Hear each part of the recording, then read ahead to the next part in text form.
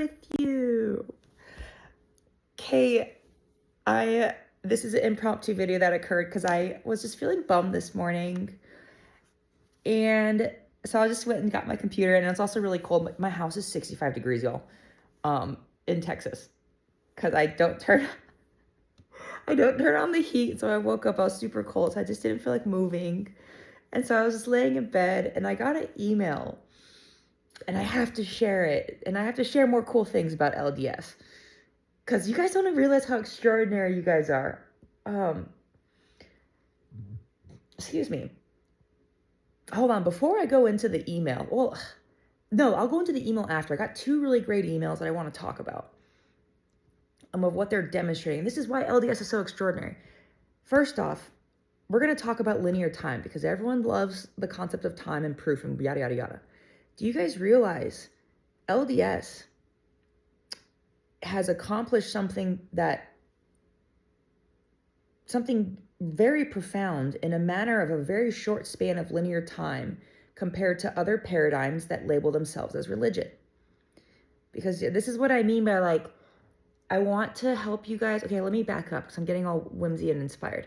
I want to help you guys because I love you guys. You guys are amazing. Like, whenever I'm feeling bummed, I'm going to come to Fast and Furious Sundays because they're so inspiring and I feel so welcomed and I get to participate and I love it. And I just get to meet new people and interact with like a great group of people that are so innovative. You guys think completely different. That's why people label you as different and non-Christian and things like that. Because you guys cognitively, if you step back and look at you guys, something occurred from the origin. This reminds me of like the Abrahamic origin story, because of a shift in cognition, a shift in thought. Every single person that has ever experienced or been a member or is a current member of LDS, you guys all think very uniquely and differently, that is innovative, that is known as like the type of thought that invokes new discoveries, like new technologies, new advancements. And this is what I was trying to do with Orfield Labs and LIGO, but none of them wanted free like money and discovery and, you know, like crap associated with their name. So now I'm trying you guys, okay? I'm only drawn to different organizations that have novel or innovative thought patterns or processes. And LDS demonstrates that. You guys realize you guys have been around for like 200 years versus Catholicism, Judaism, what is defined as the start of Christianity for like 1,500 years, 2,000 years.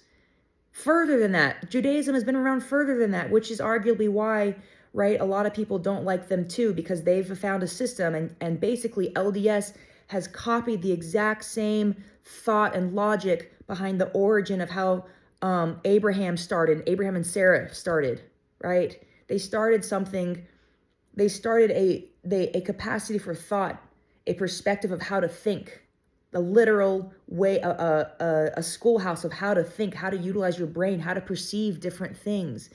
That is why people often associated with the label Jew are very good with like money, very good with perceiving layers and depths and things like that. This is why Israel, a very, very small area, landmass, the world's largest and longest living diaspora, has survived, because they fundamentally have created and passed down through generations a very unique way of being able to think and articulate and navigate existence. LDS is doing the exact same thing. But this is the same type of origin of thought that birthed America, right? America were the black sheep in England. They were seen as like the weirdos, right? And they moved over to America because they thought differently. They fundamentally had a different way of perceiving and innovating and discovering. LDS has the exact same thing, which is why you guys rapidly grew to how fast you have in such a short span of time. Does that make sense to everyone? And so because of that, I perceive so much novelty and innovation that oftentimes, right, science is looking for, medicine is most certainly looking for, right? Everyone would love to be the one that found the cure for cancer or found something that unlocked a new genetic discovery or things like that, okay, that type of potential exists innately within the paradigm of LDS because of how you guys utilize thought, how you guys approach thought, how you guys approach different things. Does that make sense to everyone? Hopefully. Because you guys are extraordinary. But then that's why I got perturbed with the interview process, because you're basically saying, hey, we're aware that we think very innovatively and differently. That's why, guys, like, you can, and there's hard, tangible data for it too. Like, if you look at my YouTube channel and all the videos, there are very phenomenal amounts of comments to views. The ratios are extremely atypical, meaning a single video, you guys engage beyond surface. Most people just click. You guys provoke thought, deeper layer of thought, and you articulate yourselves. You engage on deeper levels, and it's very obvious. It's very obvious. Thousands of you do it. Every single one of you do it. You guys like literally have created a niche, like a beehive of, oh wait, I think that's one of your symbolisms. I remember that. That makes sense. Yes. Everyone models like a beehive how well they move and think and work together, right? Because of a unique cognitive process. And if you look at videos of bees landing on beehives, it's so adorable because they are the biggest bozos. It's so cute. They like stumble and like crash into each other and like miss the landing. Like, it's so cute. They like try to get out like multiple times and keep hitting it. But the thing without that is, it's the same thing that LDS demonstrates, resiliency towards effort. It's the same thing the Jewish diaspora demonstrate, resiliency of effort, because the type of thought that you guys have as your origin is the same type of thought that Abraham had. And it's such a beautiful, you're basically signaling, right?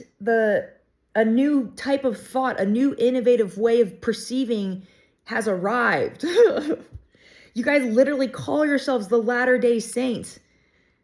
And do you see, if you map out how what you guys started with and how much linear time has passed to what you guys have done, and map out, like, literally, you guys have family history things, right?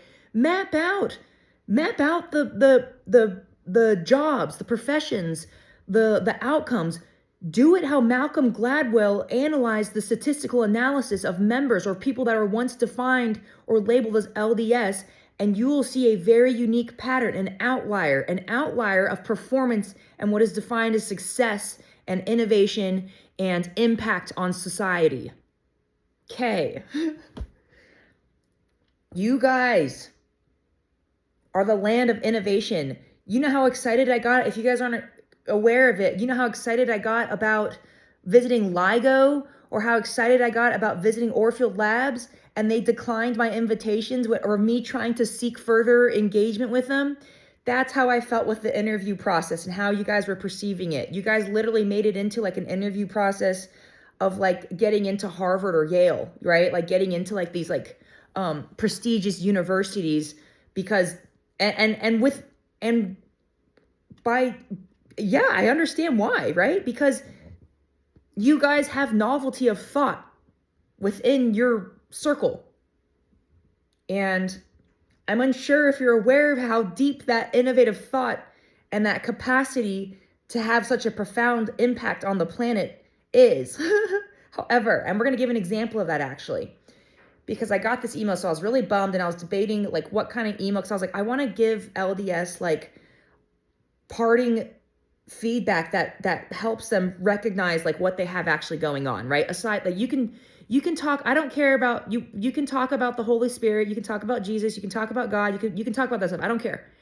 But I need you guys to recognize how innovative you guys are with your capacity for thought, and look at what all of your members have achieved in their lives, past, future, present, and even ones that left. They do very remarkable and extraordinary things with their lives. And the one common theme of it is LDS. the one common exposure, the stimulus that these people had to had such a huge, profound cognitive shift and depth of which they can think and operate complexities and nuances is extraordinary. Oh, okay, so we're gonna go into it. So I got this email this morning, so I was feeling bummed, and this like popped up because I finally got out of bed and went and got my computer and got this email. And two good emails, actually. I finally responded back to another email from someone else that actually wrote me back to apologize. And this is what I mean. This is why LDS is so innovative. You guys face fear and are willing to take on cognitive risk, right, of thinking differently and navigating through the world that is obviously very stands out and unique. That is a sign that you guys have different higher thought processes occurring. People that are unafraid to express themselves openly and how they think are the ones that have something unique occurring within their heads. Okay. You guys have something unique occurring within your heads as far as cognitive capacity goes. Period. And this is an example of it. Hi, I'm not even sure what your name is, but I'm this person. I'm a name. I'm a human. I wanted to reach out privately and apologize to you and hopefully explain. When I was scrolling through your YouTube yesterday, one of your YouTube videos was recommended to me, so I clicked on it. Natural, right? Immediately, red flags went up, and I may have commented to you prematurely, right? They explain the misunderstanding. They perceive that there's a misunderstanding there, right? So they articulated red flags. Oh, red flags are beautiful because that is a signal flare. That is a hurt. Sorry, Paula, it's a she. She or he, maybe, actually. I don't know. That was a gender neutral name. I assumed she. Okay. Immediately, red flags went up and I may have commented to you prematurely. I love the Book of Mormon and I'm very defensive of it because of how deeply sacred the book is to me. As you were reading in your video, I immediately thought you were just another critic using the book to speak critically of what it was of while getting clicks.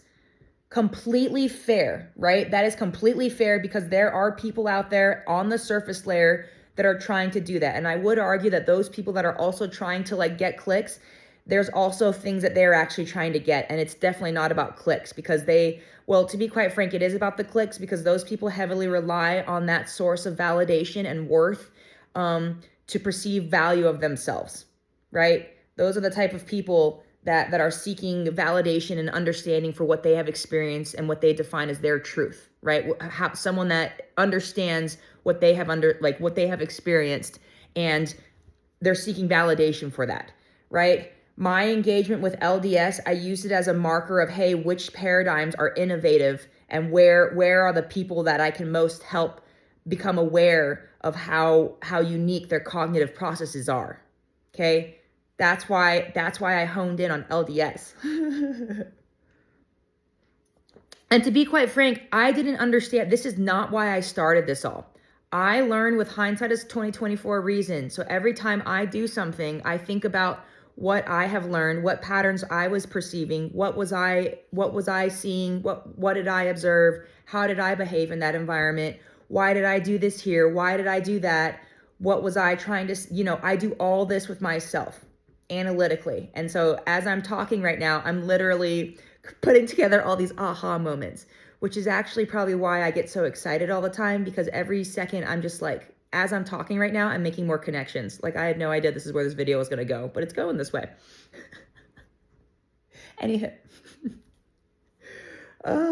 See, even when I try to sit still and be lazy, I can't be lazy. It's just like my mind goes faster. But then sometimes when I move, like physically, like I get a lot of great aha moments too, but then it's hard for me. I'll be like, oh, I'll come up with that later, right? Because like once your subconscious pops things up, it's stored, y'all. Like once you observe or experience something, it's there. It's there in you. Like you remember it, although you can't recall it. But the data and the pattern recollection is there. And once you recognize and once you perceive and once you're exposed to enough patterns and you become aware of them, all of a sudden you have access to a lot of memory of everything you've ever perceived in your entire existence that you can recall at a single instant. It's kind of like along the vibes of the movie Limitless, okay? LDS is demonstrating you guys have the capacity to demonstrate the concepts of limitless, and you don't even have to utilize drugs to do it. And that's what makes it so extraordinary. Like, y'all should literally do an MRI study, a fMRI, or whatever type of study, some type of study you can designate to look at the very unique cognitive patterns that are demonstrated as far as potential of limitless, unlocking limitless potential, knowledge within LDS or people that have been associated with LDS. Anywho, some of the comments, as you saw, I did not like. Some of the comments, as you probably saw, did not like how I responded. This deeply troubled me. So, how cool is that? Because other members, other people within the paradigm, right? Because I'm an outsider. Other people within the paradigm spoke up, right? You guys, it reminds me of my family, because you guys have an environment where people feel safe even from within the paradigm, and I saw it all over the place. You guys felt safe to correct each other, to stand up for one another, to clarify when you can perceive a misunderstanding was occurring, right? It was very clear that a misunderstanding was occurring, and people approached it and spoke up and made her aware that this was a misunderstanding. And they didn't do it in an attacking way. They did it in a very gentle way, because they were aware, she just tuned in. She's not aware of what's happening. Like, because she's not used to, like, don't worry, we went through this too. Like, we're used to people like really mocking us or doing like mean things to us, right? That's cool. For other people to feel empowered or safe enough to speak up like that, that is doing huge things, right? Because what did it do? It caused her, it said, this deeply troubled me. So I went to the very beginning of where you first started to explore the book. The first thing I noticed, and she talks about it, blah, blah, blah, blah, blah. As I continued to watch all your videos pertaining to your blah, blah, blah, she basically turns around and then just says, like, you are a breath of fresh air, actually, and I realize it is not for me to judge the way you read and interpret things. You are more joyful and spreading light, and this is more important than any interpretation of anything. Hope this makes sense and that you'll forgive me. Continue to spread your joy. And I was just like, dude, you just demonstrated. I cried when I like finally had a chance to like sit down and respond back, because like they did something so extraordinary. And again, this is proof that the cognitive capacity that LDS operates at is extraordinary. And that's why I kept playing back with the same amount of effort and layer that you guys kept presenting back to me with what you guys cognitively were demonstrating, because you're showing that you're already doing it. You're just maybe perhaps not aware of how fluid you guys are doing it at. So that's, so this is fun, right? Isn't this fun? Isn't learning fun? Yay, learning's fun. Okay. So I said, good morning. This was one of the greatest emails I have thus received since starting this whole YouTube thing, and actually brought a large amount of solace and comfort for me to perceive. Lately, I've been really struggling on how to communicate to others how to access more latent potential within themselves. But a lot of times misunderstanding occurs, so it gets a bit taxing to say the least. I am, after all, learning the nuances of life also, just like everyone else, right? However, when you operate at a higher cognitive capacity, life gets more fun and whimsy, and you can do so many more cool things, right? Okay. As you could tell, LDS does a lot of cool things. I've seen in some of the comments, some of the assignments, right? A lot of you guys do this stuff without getting paid. It's just like a thankless, it's like volunteer service. It's completely volunteer. And you guys go full throttle, like 100 to 200% at it. And that full throttle that you're able to do physically and cognitively demonstrates your capacity, but perhaps it's maybe not the most efficient capacity nor utilization of what you guys are demonstrating. That's all I'm trying to say. You guys can do a lot more with a lot less redundancy. Like, you guys can save, like, I know you guys, people give you crap for how much money you guys have, but that money can go a lot further. A lot further. For what you guys are doing, for what you guys are demonstrating, okay? It's like you have, it's like you guys literally have like the capacity to like outdo like NASA and like Elon Musk, but you guys just don't realize it. But it's okay though. It's okay. You guys are like, this is what I'm making you guys aware of. Like, you guys have the ability to do some real cool things with what your cognitions demonstrate. Your comments and this email truly demonstrate a remarkable level of potential and growth many humans in general are struggling to grasp. It honestly doesn't surprise me that you had the courage and effort to send this email. As a bonus, I was extremely impressed you didn't erase your comments, but also at the same time, I partially wasn't surprised based on what LDS itself has demonstrated, as well as your comments, right? Because the framework LDS, I've talked about it over and over again, naturally embedded in the structure, in the everyday, the sacrament thingamabobbers, the Sundays, the Fast and Furious meetings, all these things, they are propagating people to very, very challenging life skills that other people struggle with. Public speaking, fear, standing out in a world that is often, like they're already labeled as like peculiar or atypical, right? So you're going to have to go out and be around people that already perceive you and judge you based on what, and without ever fully taking the time to even give you the time of day, right? That takes extreme fortitude and resilience. Okay? Not everyone can do that. It is a very challenging thing to do.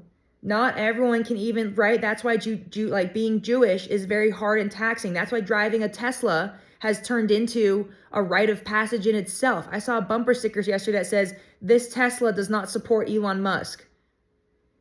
People that literally are because people, this is how complexity and cognition works. People associate meaning automatically to all these different things, and they act on it in a primitive manner that invokes physical violence and chaos. LDS has demonstrated that they don't necessarily utilize that type of thought patterns that other people do, at least to the levels, because they show discernment. However, there are certain patterns and nuances of action that is being demonstrated that are the same patterns that often were utilized in situations in humanity's past that led to or were the origins of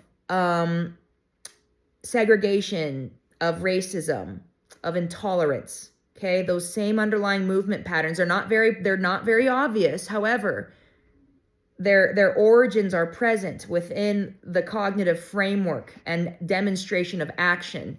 And it's unintended. It's very obvious it's unintended because everyone that speaks the words, they're demonstrating a different level of understanding than what the word or the actions are demonstrating. Okay. That's why the interview, right? The interview of worthiness, it's a very jarring juxtaposed to everything that's going on, that you guys got going on. Pooties, quit moving my pillow. Okay. Yeah, we're causing some shaking. I agree. We're just causing some cognitive shaking here.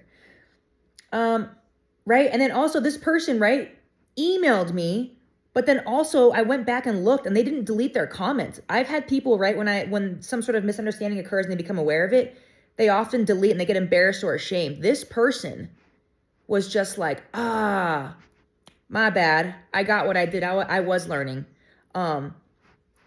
But they weren't embarrassed or ashamed of their actions, so they didn't go back and erase them. Yes. Yes, yes, yes. Tell me that's not an example of facing fear and just being like, yeah, I understand what occurred, and I'm not afraid to be able to stand up and articulate myself and explain why it looked the way it did. Tell me. Yes. Yes, that deserves acknowledgement. High five. Yeah, and you're like the little emoji. Yeah. That's what I felt like. I was like, yeah. Okay. Anyways, I will say this is by far the fastest I have ever perceived someone make such a huge cognitive jump of understanding in such a short amount of time. And it's truly fascinating, right? Because literally, okay, right? You guys have like this really nuanced and very expansive cognitive capacity. And this person, from the time they made comments where they were obviously in a state of misunderstanding that was happening to receiving this email was like 72 hours or like 24 to 72 hours. Okay, versus it took me 7 months to see a breakthrough with my scammer friend Addie in Africa. does everyone perceive the discrepancy of cognitive advancement and development and growth that has occurred? Hopefully. Okay. It's truly extraordinary and remarkable. Okay. Like how fast the learning and understanding is occurring. And it doesn't surprise me again because this framework itself demonstrates a truly unique and speed of light cognition and innovation and pattern awareness. I said, okay, I will say this is by far the fastest you have someone to perceive a cognitive jump of understanding in a short amount of time, and it's truly fascinating. You essentially entered an unfamiliar environment only because it was perhaps perceived as familiar, right? She clicked it for a reason. And when you observe something extremely juxtaposed to what you understood, what you're used to, right? A normal pattern, you spoke up with reverent courage and ruthless clarity of thought that literally caught the attention of fellow members and made them a bit frightened, I'd say, of your presence, right? Because when someone comes in with such ruthless clarity and like reverent courage that this person demonstrated, a lot of people kind of like were scared, but a couple people, right? That's why most people didn't jump in to say like, hey, no, this is a misunderstanding. Only a couple people spoke up about it because it was just, it brought that much like authority to it, right? It brought that much just like, this person's just like speaking with some serious clarity of thought. And I don't know if I'm ready to engage with that, but a couple people were, and they did. And then that's what triggered this beautiful moment in time right now. That is called innate leadership, and you have a natural gift for it. Most people aren't aware of their observations and further ponder the dissonance they perceive occurring within their physiological body, right? The red flags that she described, that was her describing a dissonance that she was perceiving within her physiological body. But you did, which led you to write this email, and it also led her to take the time and effort to listen to that whole playlist of videos on the LDS, all the adventures of that. That takes incredible self-driven effort and desire to learn to a greater depth of existence. So cool.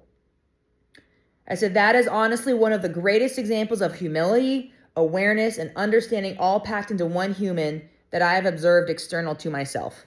Like, that is truly remarkable. That was a very quick turnaround. And I was like, dude, that's like, and that's why LDS women are sexy too. Oh, goodness. This is why the men go ooh gaga over the LDS women. Look what they do. Does everyone understand now why Joseph Smith wanted like 100 wives and so did every other man back then? Okay.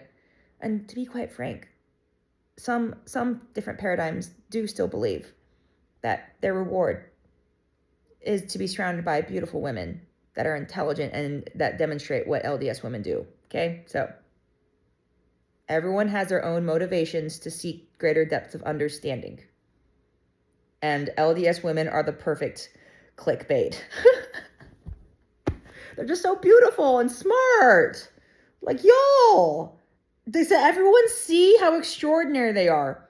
And the men are the exact same way. I've had a couple people reach out and I'm like, bro, the layers that you put, I was like, you need to like contact your local ward because you basically just like, you're like a prophet, dude. Like, I don't know how else to tell you that. Like, I don't know how else to tell you, like, you meet every definition, like your group. And then they even wrote back saying like apologies, right? For the grammar errors. Because they didn't edit grammar or spell check it. It was just like pure flow. Is that not what the Holy Spirit does or what you guys define as the Holy Spirit? And I was like, please let me know if it makes more clear due to the mistakes in writing. Like he made a whole puzzle of like what the divine authority people do. Like he had different colors, even like the grammar and stuff, the layers on the surface, it was really good. And then underneath it got even more. And I was like, whoa, this is good. This is good. And there was like even like some funny, like he even put some funny jokes in there. And I was like, you need to like let your parish, not your parish, your, I don't know, your whatever,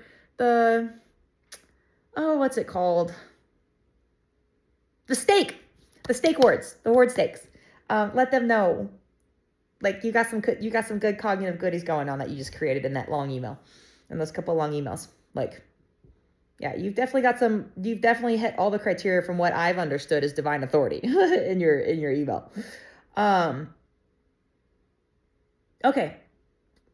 And then I said, I understand how sacred LDS and the Book of Mormon are to millions of people, including yourself. There is always something so pure and inspiring to perceive anyone stand and defend what has been a source of solace, comfort, refuge, inspiration, and support in their own lives, which is why I never take what can easily be perceived out of context personally when I'm aware there's more occurring beneath the surface of an experience, right? For people to continue to respond back in these like primitive ways of getting invoked to show emotion. And that's why I get mad at people. Like, that's why some of my comments, I kind of started getting feisty, because some people, it's like when you're talking about other members or you're referring to other members in the words that you guys utilize, it's like, and they're actually very few. I guarantee you there's like maybe like 5 to 10 total that I could like blatantly perceive that were being purposely rude and disrespectful on the surface layer towards other people. It was like a very, very, very low rate. Out of the thousands of comments, the actual level of disrespect about talking about any other human being was very low compared to the general population of what is defined as humanity. It is very, if you look at all the data, if someone wanted to compile, if BYU wanted to create a course on the very statistically different cognitive performance of anyone that has been associated with LDS, look through the data from the numbers in my comments and the words and the conversations. That is very rare. This does not occur. This is an anomaly. This is a very big anomaly of capacity for thought that is occurring within LDS, meaning you guys are onto something innovative as far as propelling the capacity for thought to grow. Okay, anyways.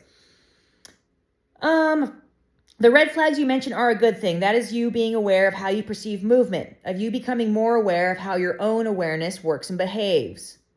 The human cognition is quite complex and extraordinary, and you have demonstrated you understand more than you perhaps realized based on actions and words.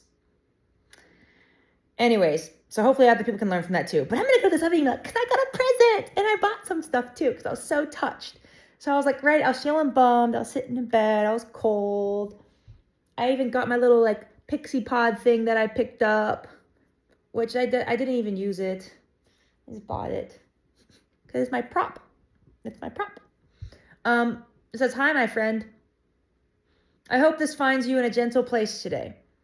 And I love the font too, because the font, it like invokes like this, it reminds me of Palatino Linotype. And Palatino Linotype, like I talked about before, is just like a font that kind of like makes it feel like more like an ancient and like reverent and sacred tone. And just like a very like deep connection of understanding and acknowledgement. And it just like, and that's what it totally felt like. Oh, and this is what I needed today. Because it gets rough, man. It gets rough trying to be patient with people when, you know, it's very obvious to me that like a misunderstanding's occurring. And I just like, it gets hard. It gets really challenging sometimes. And this made me feel really just like, it made me feel like happy. I could finally perceive people are understanding what I'm saying. So anyways, let me go on. Nail's gonna make me cry. I hope this message finds you in a gentle place today. I wanted to reach out privately because something has been resting on my heart as I followed your videos and felt the sincerity in your words.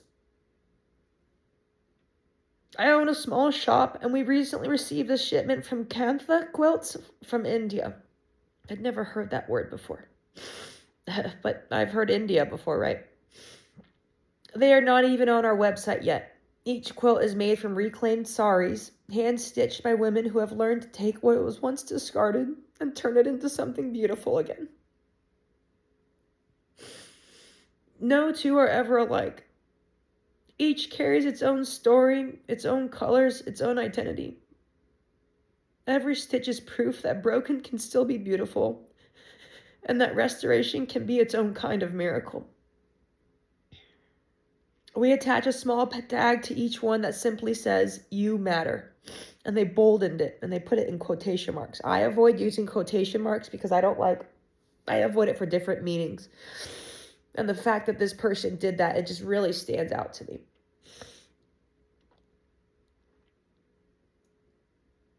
It also could read, "You, Matt, matter." Because that's what's within there. Matter matters. I agree. All matter matters. All matter matters.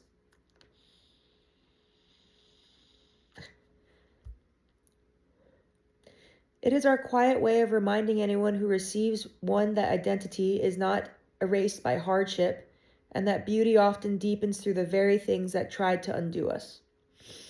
Yes. Identity is never erased by hardship. The human behind every hardship, behind every label, is never erased. And that beauty often deepens through the very things that try to undo them. When someone tries to undo or question your label, they're trying to challenge and make the human underneath grow.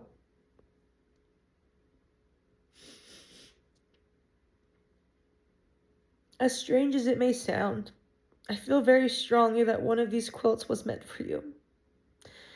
I do not believe I found your channel by accident.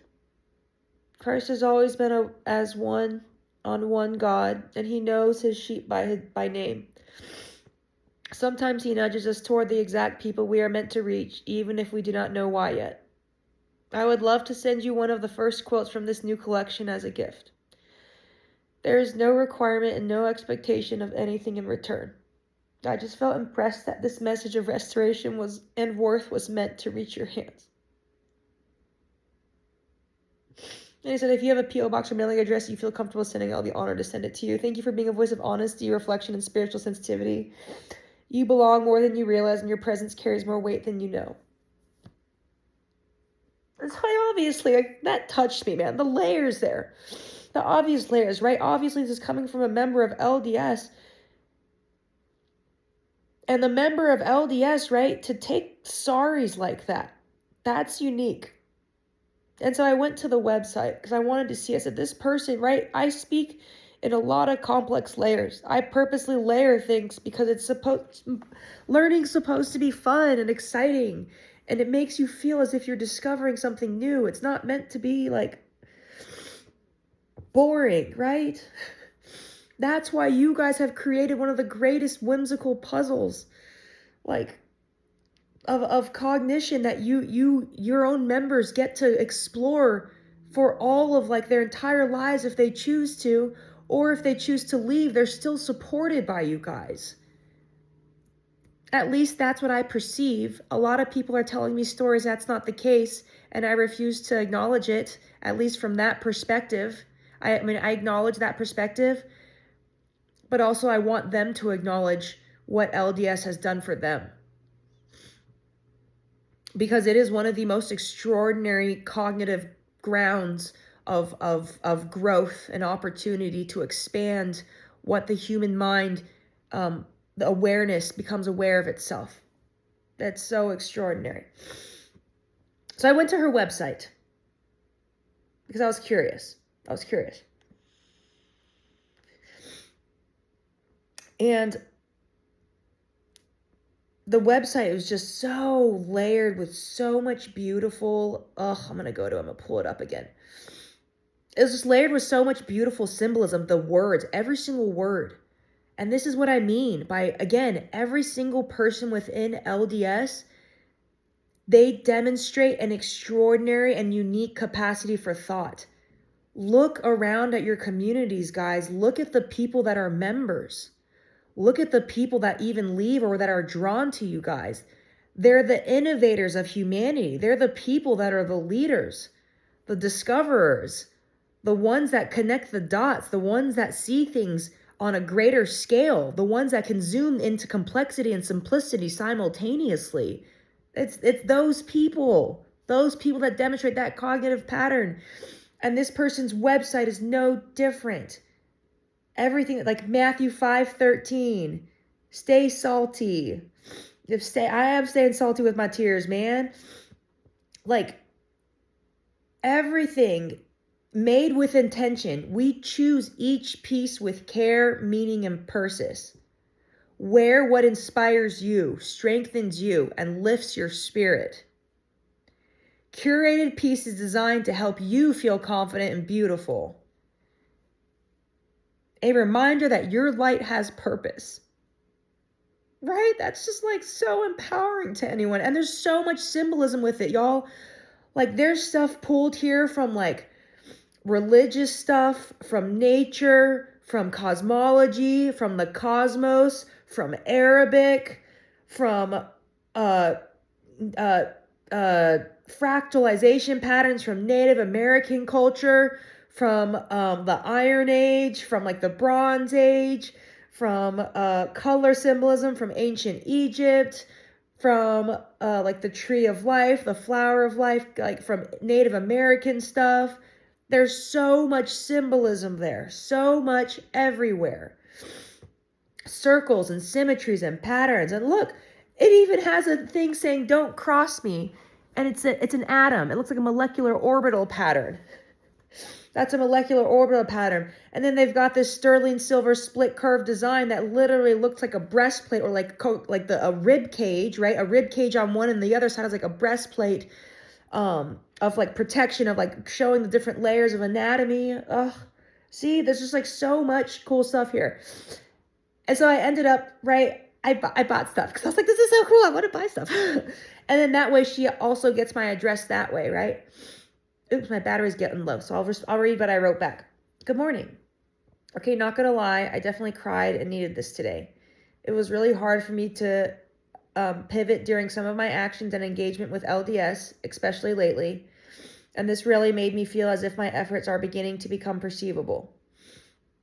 Right? Because and when I started this thing, I had no idea where I was going, but I was like, I'm going to keep exploring this because there's something that I need to do and I don't know what it is, and I'm just keep trying different things and I don't know what it is. And I finally realized what it is, and it's this. And I needed to go through everything that I did, right? I needed to go through someone as if they were all in, because I was all in, but I was aware that I was never going to be accepted nor joined based on how the paradigm currently utilizes and perceives things.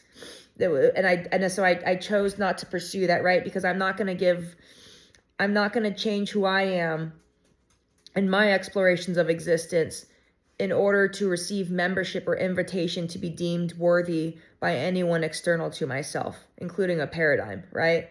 And so if any missionaries were going to come to my house, they were going to have to be forced to decline me and reject me based on their pure understanding of the doctrine. And no one would be able to allow me in based on how I articulate myself. And if people wanted to argue that it was the truth, then I say, well, what part of the truth do you desire to perceive?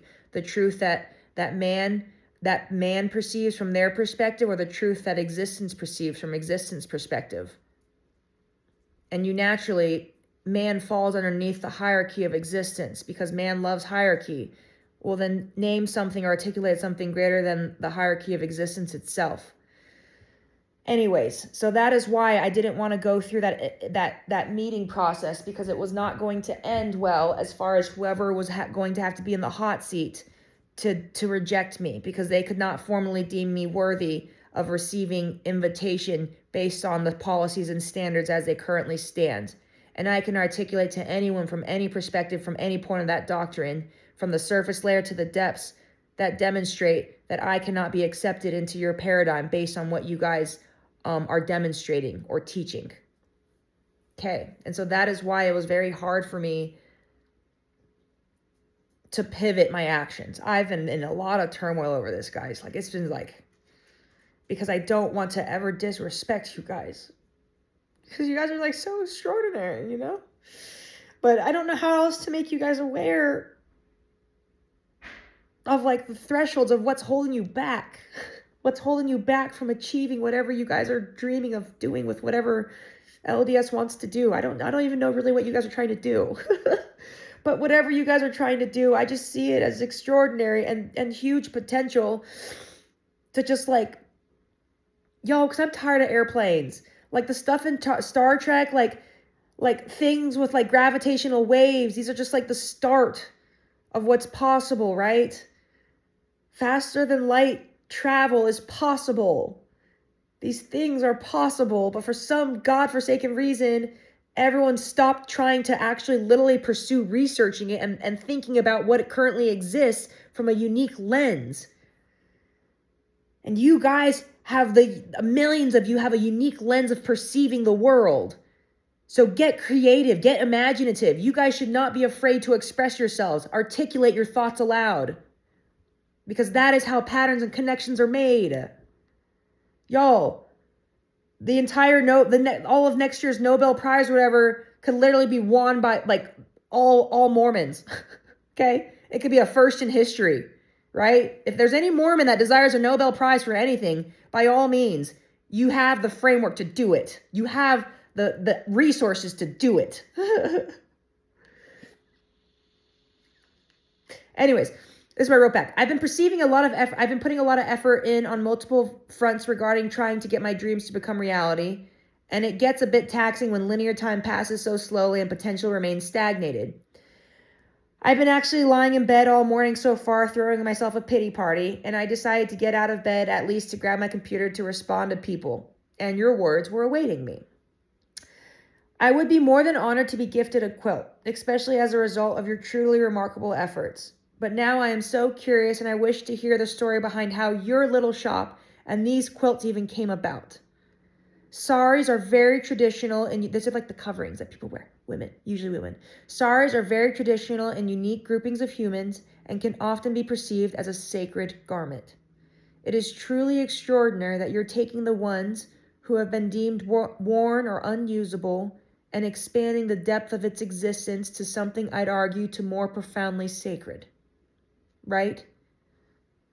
Also the symbolism, and this is why it's more profoundly sacred, also the symbolism behind crossing multiple paradigms of not only culture, but of religion is truly novel.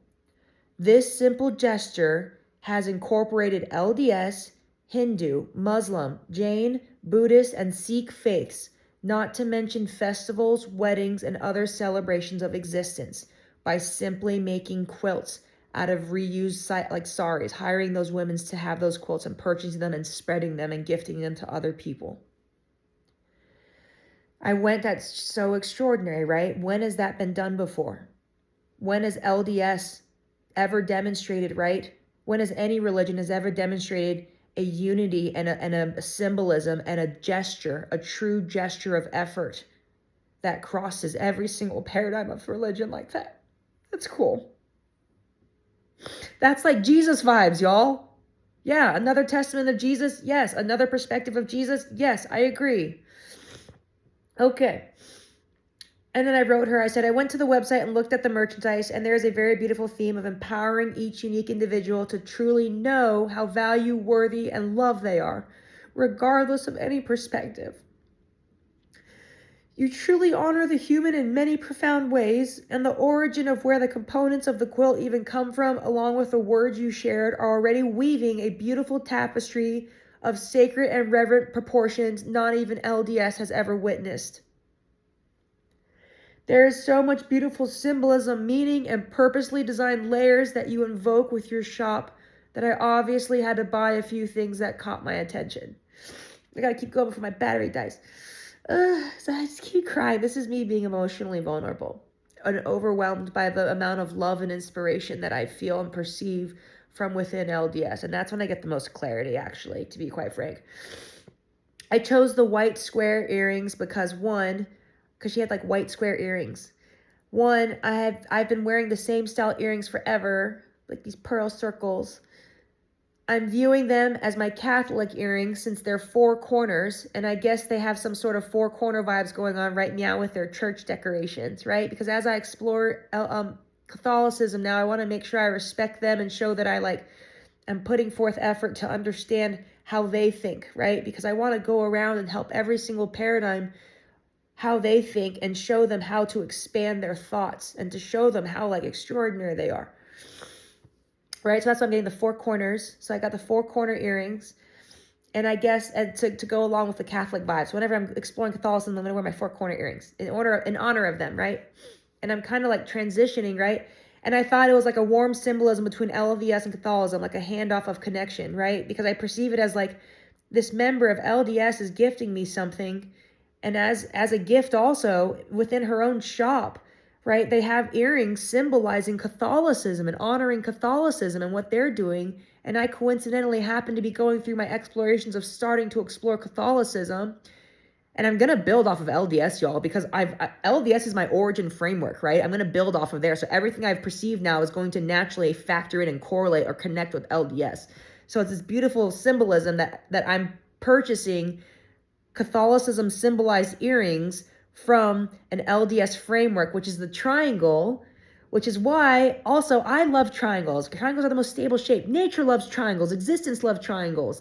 So I've also bought the blue triangles because they're going to be like, I'm going on cognitive spelunking earrings, right? When I'm facing my fears, just like LDS taught me, right? People getting behind that podium, people behind all the people, everyone facing their fears, even from the get-go.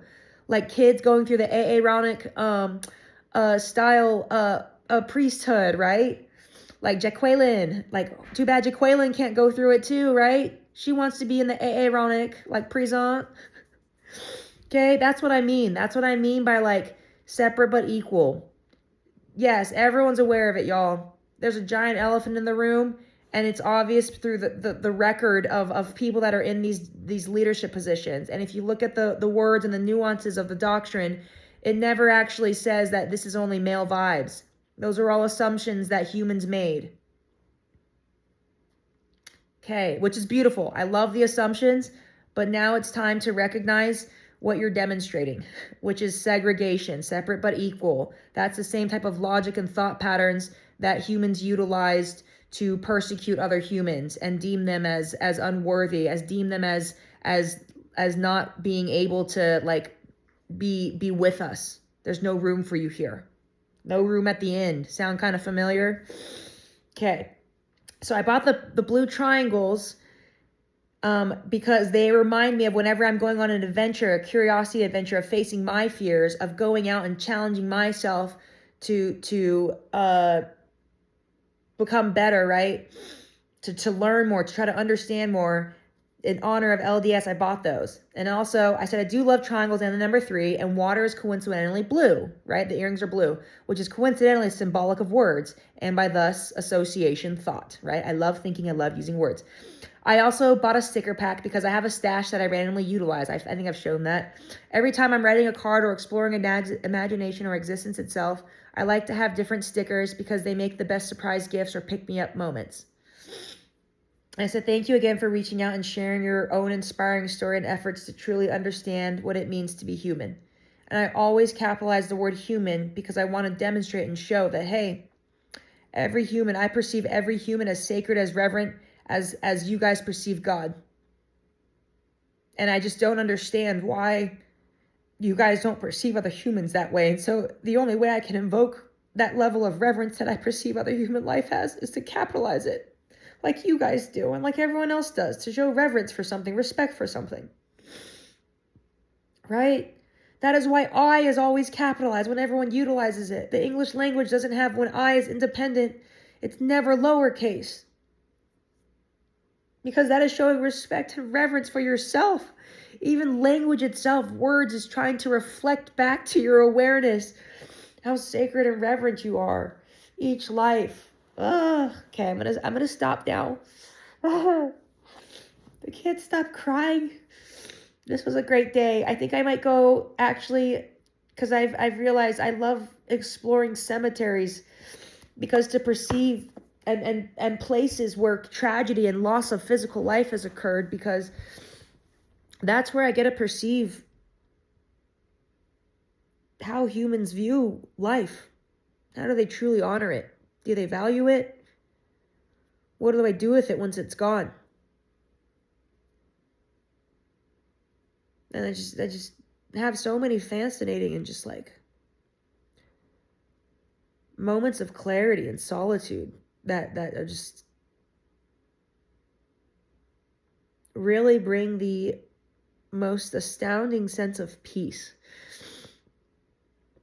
to walk amongst those that perhaps understand what the living cannot yet grasp. But, okay, that'll be it. That was a lot of crying. Peace be with you. We've modified that now. It's not even, there we go. Getting closer.